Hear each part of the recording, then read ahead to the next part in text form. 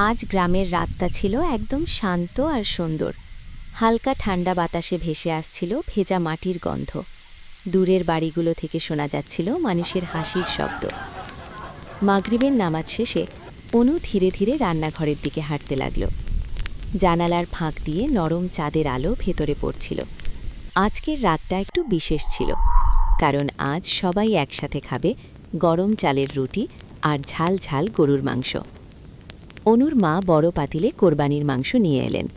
তারপর ধীরে ধীরে আদা রসুন বাটা, পেঁয়াজ, মরিচ গুঁড়া, জিরা, ধনিয়া, দারুচিনি আর এলাচ মিশিয়ে মাংস মাখাতে লাগলেন। কিছুক্ষণের মধ্যে পুরো রান্নাঘরটা মশলার দারুণ ঘ্রাণে ভরে উঠল। বড় কড়াইতে সরিষার তেল গরম হচ্ছিল।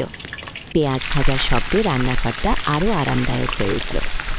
ধীরে ধীরে মশলার সাথে মাংস কষতে লাগল, আর ঝোলের ঘ্রাণ পুরো বাড়ি জুড়ে ছড়িয়ে পড়ল। এদিকে তাসিব আর তৌহিদ বারবার রান্নাঘরের দরজায় উঁকি দিচ্ছিল।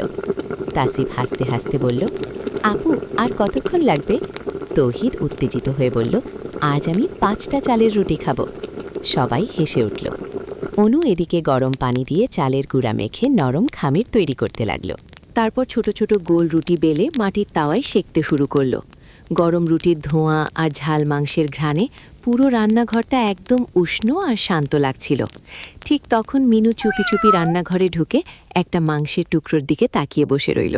ওকে দেখে সবাই আবার হেসে উঠল।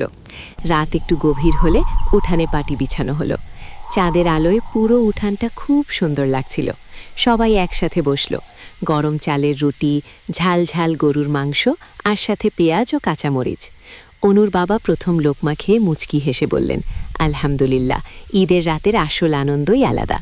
তাসিব আর তৌহিদ এত মজা করে খাচ্ছিল যে মাঝে মাঝেই ঝাল লেগে পানি খেতে হচ্ছিল।